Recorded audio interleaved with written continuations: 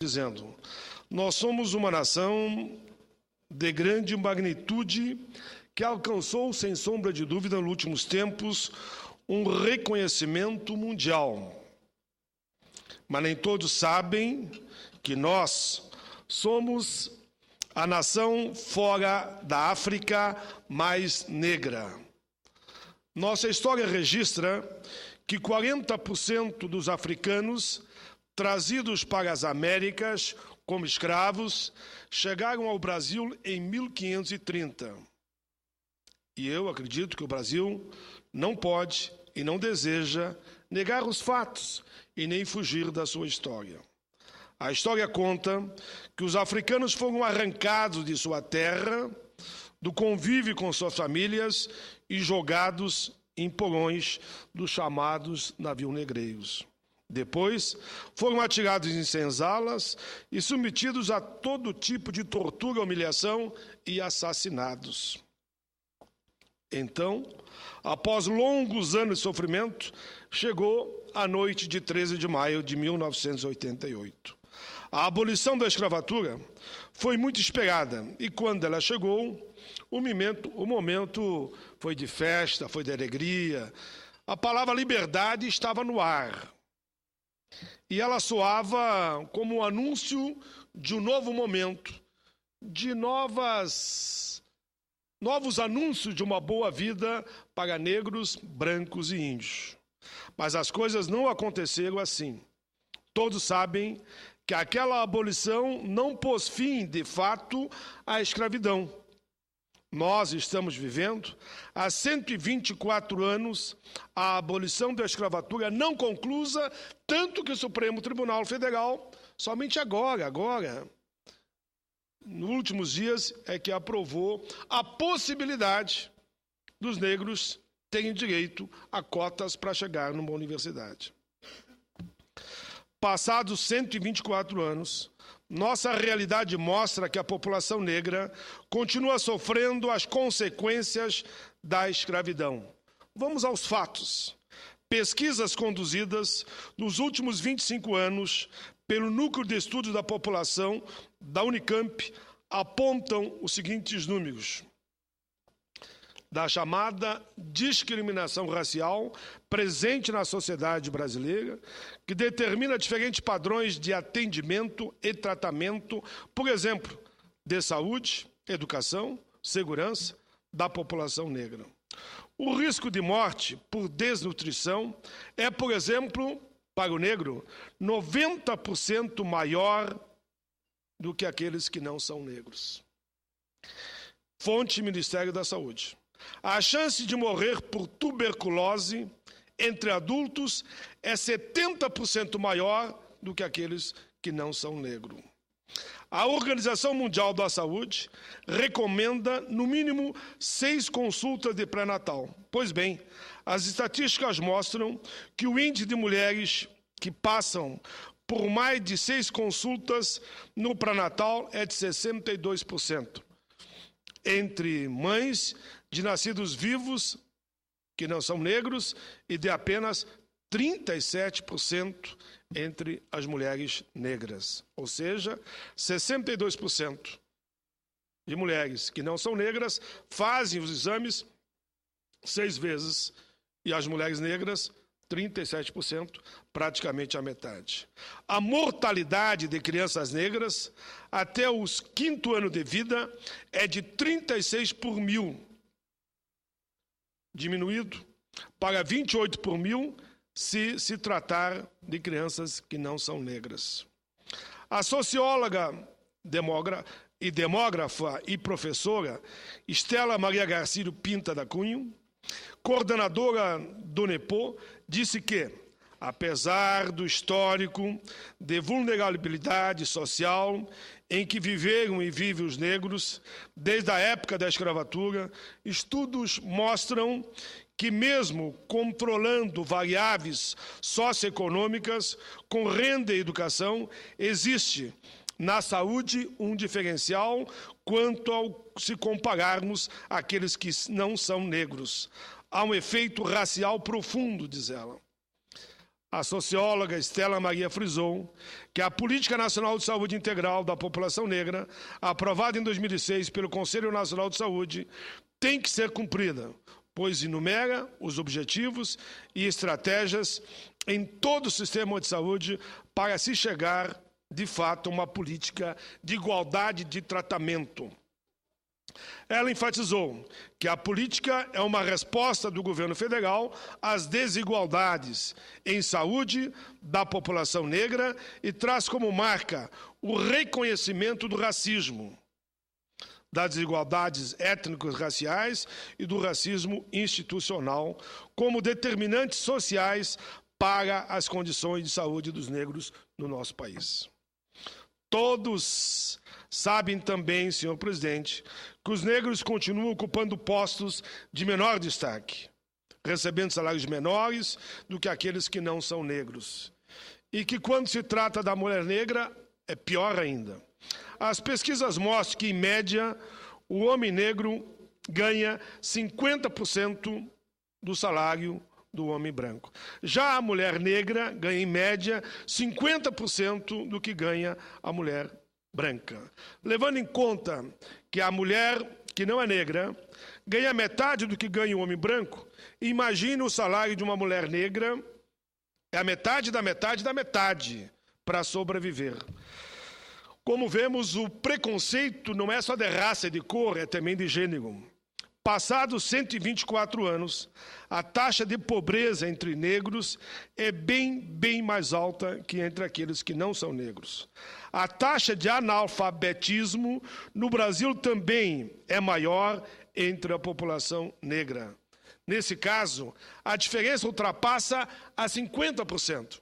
Me dizia hoje de manhã o senador Cristóvão que o número de analfabetos no Brasil fica em torno de 14 milhões. Com certeza, em torno de 70% desses analfabetos são negros. Mas, senadores, vamos às notícias e às estatísticas que foram publicadas e teremos diante de nós todas as evidências de quanto é forte ainda, infelizmente, o preconceito e a discriminação.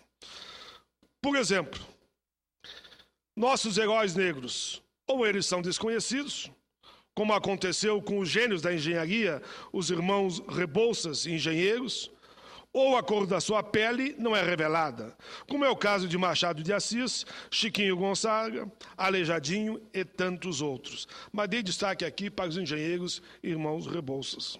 É o caso também dos lanceiros negros. Os lanceiros negros, considerados por Giuseppe Garibaldi os maiores guerreiros de todos os tempos. Segundo Giuseppe Garibaldi, herói da unificação italiana e grande internacionalista que lutou ao lado dos farrapos, ele disse que nunca viu um corpo militar lutar com tanta bravura como os destemidos guerreiros chamados lanceiros negros, que lutavam sem armas de fogo, mas de posse de uma lança um pouco maior do que aquelas chamadas comuns. E lembro aqui que nós, brasileiros, não sabemos sequer o nome dos lanceiros negros. Quando Garibaldi volta para a Itália, levou um quadro no qual estavam os lanceiros negros e contou sobre a sua bravura. Contou que lutavam com lanças e não com armas de fogo. E me digam se alguém sabe o que aconteceu quando terminou a Revolução dos Farrapos com os bravos guerreiros chamados lanceiros negros. A revolta farroupilha começa em 1935 e os farroupilhas prometiam dar liberdade aos escravos que batalhassem a seu favor. No final de 1844, já 9 anos em guerra, a província desgastada, a guerra parecia perdida. Com o intuito de dar um fim ao conflito, na madrugada de 14 de novembro, foi dada a ordem pelo poder imperial para que tirassem as armas dos escravos, mas dos escravos negros. O argumento era o medo de que esses se rebelassem, exigindo o fim da escravidão. Assim, por volta das 2 horas da madrugada, As tropas imperiais, conforme diz a história, comandada por Caxias, comandado a longo prazo, porque ele mandou uma carta que está publicada em inúmeros museus no Rio Grande, entraram no campo de Porongos e o corpo dos lanceiros negros, desprotegido, foi então dizimado. Os lanceiros foram assassinados covardemente pelo poder imperial, porque o poder imperial entendia que se cumprisse o acordo firmado entre os farrapos e os negros, nós estaríamos, segundo eles diziam, acendendo a chama da liberdade e todos os negros do Brasil teriam que ser libertos. Para não dar liberdade aos negros, isso era antes de 13 de maio de 88, eles resolveram matar os negros para que a liberdade não iluminasse os céus do nosso Brasil. Senhora Presidenta, em meu livro Cumplicidade, escrevi uma poesia em homenagem aos lanceiros negros. Já li na tribuna, mas vou ler de novo hoje. Poesia que eu escrevi. Negros lanceiros, noite de Porongos, noite da traição. Lanceiros, sei a noite em que morreram, 14 de novembro de 1844. Não sei o dia em que nasceram, não sei os seus nomes, só sei que em tempo de guerra vocês foram covardemente assassinados em nome da paz. Digo eu, somos todos lanceiros, queremos justiça, somos amantes da paz e da vida. Lanceiros, guerreiros, baluarte da liberdade, lutaram e morreram sonhando com ela. Negro lanceiro, mesmo quando tombava ao som das armas de fogo, e ele nem a lança estava de posse, ele dizia, sou lanceiro, sou negro, sou lanceiro, quero liberdade, liberdade, liberdade, liberdade. Senhora Presidenta, trazendo à memória esses 124 anos, eu não estou aqui dizendo que a Lei Áurea não foi importante. A Lei Áurea pode ser lembrada como um processo de luta contra a escravidão, mesmo considerando que, na prática, muitos dos escravos já haviam conseguido a liberdade, por seus próprios esforços, ou comprando a liberdade, ou pela decisão do próprio sistema econômico na época que entendia que não era mais interessante sustentar a escravidão. Antes disso, o negro, com a violência do chicote, sofreu. Depois foi marginalizado. Os resultados disso, claro, só poderia ser a miséria, a tristeza e o preconceito. Ao negro não foi dado o direito, no momento da abolição, sequer nem que ele tivesse dinheiro, ele não poderia comprar terra, não poderia estudar e também não tinha o direito de ter a mesma atividade no trabalho que aqueles que estavam chegando, vindo de outros países que não eram negros. Ontem foi 13 de maio. Essa data sempre é um momento de reflexão sobre a exclusão da população negra aqui no nosso país. Mais do que isso, é um dia para olharmos onde guardamos o nosso preconceito. Temos clareza dos objetivos presentes em cada ato praticado pelas autoridades a partir do momento em que decidiram colonizar o país numa visão europeia. O fato de a escravidão ter sido oficializada trouxe sérias consequências para as relações sociais. A febre do preconceito agiu de forma dura, intransigente, e se perpetuou, contaminando as possibilidades da emancipação política do povo negro, infelizmente, até os dias atuais. É só ver quantos negros nós temos no Senado.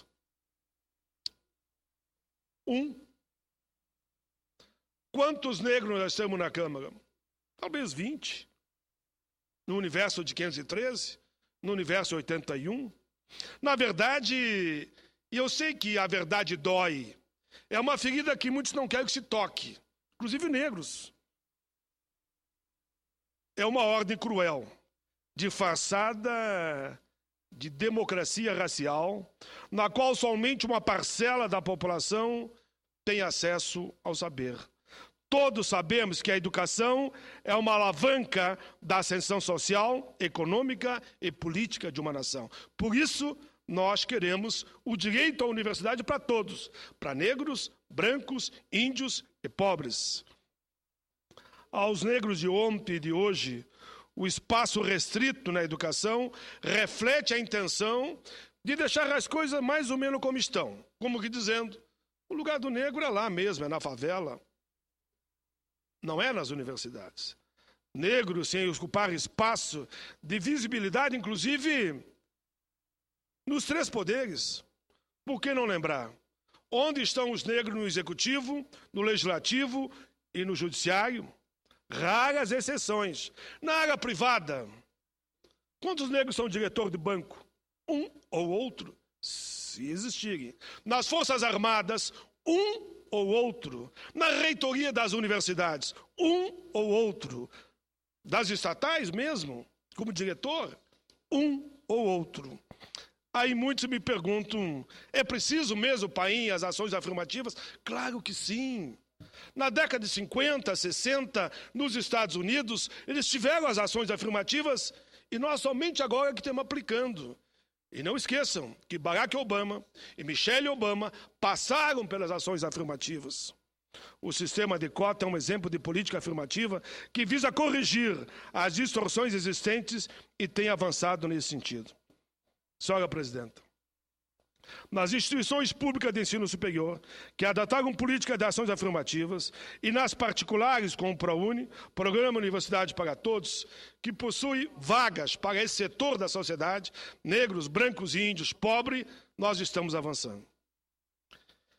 Às vezes, muitos me perguntam, mas o jovem branco, ele aceita bem a participação do negro que entra pela política de cota? Aceita. O nosso jovem, a nossa criança, não tem a maldade do racismo. Ele aceita e entende, porque o nosso jovem, na sua rebeldia, ele quer justiça. E acha que todos têm que ter acesso à universidade. A missão do Estado é corrigir as desigualdades históricas praticadas contra negros, mulheres, indígenas, idosos, pessoas com deficiência. Não podemos perpetuar as práticas de exclusão e de discriminação que ainda existiram durante séculos no nosso país. Vou citar novamente o belíssimo voto do ministro relator Ricardo Lewandowski na discussão das cotas no Supremo Tribunal Federal. Eu disse naquele dia e repito hoje, o voto do ministro relator será contado e cantado em verso e prosa nos 5 continentes do mundo como exemplo de combate a qualquer tipo de preconceito. Cumprimento mais uma vez, nesse dia que lembra 13 de maio, o presidente do Supremo Tribunal Federal, ministro Carlos Aires Brito, que na primeira sessão sob a sua presidência, ele colocou em votação a questão das cotas e no outro dia foi relator e também se posicionou e disse que é constitucional o ProUni. Uma semana depois, também uma ação vindo do Rio Grande do Sul, também o mesmo ministro Aires Brito se posicionou favorável e disse que é constitucional a política de cotas. Senhora Presidenta, as medidas afirmativas são temporárias. Eu sei e assim eu defendo. São transitórias. Mas enquanto a diferença for tão grande como é hoje entre os negros e aqueles que não são negros, nós temos sim que manter as políticas afirmativas. Todo mundo sabe, por exemplo, que os negros libertos em 88 não tiveram, repito aqui, direito à terra, não tiveram direito a serem trabalhadores com mão de obra formal e não tinham direito a estudar. Mas uma pergunta é que quem fez aqui no Brasil não fui eu. O senador Suplicy, veio um presidente de um país da África, um famoso presidente, e ele foi numa dessas chamada, como no Rio Grande do Sul, a Expo Inter, senador Anamélia. Ele chegou lá e viu que não tinha um negro como expositor. Aí ele perguntou onde é que estão os negros. Daí ele foi ver, e ele visitou diversas exposições no Brasil, que todos os estados que ele foi ver, o negro estava lá cuidando da vaca, do boi, ou do cavalo, ou da ovelha. E não tinha um expositor. Aí ele perguntou, mas não existe um negro fazendeiro no Brasil? Diz que ninguém respondeu. Eu respondo. Eu, pelo menos, não conheço um grande fazendeiro negro. Eu não conheço. Pode até existir, mas não conheço um num país com cerca de 200 milhões de habitantes.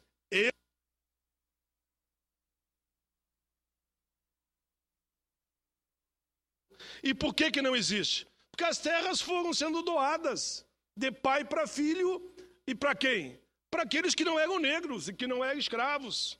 Vocês acham que grandes e grandes extensões de terra alguém comprou lá na época? Recebeu a terra. Só que ao negro, além de não receber do Estado, ele não podia comprar. Por isso que praticamente não existe.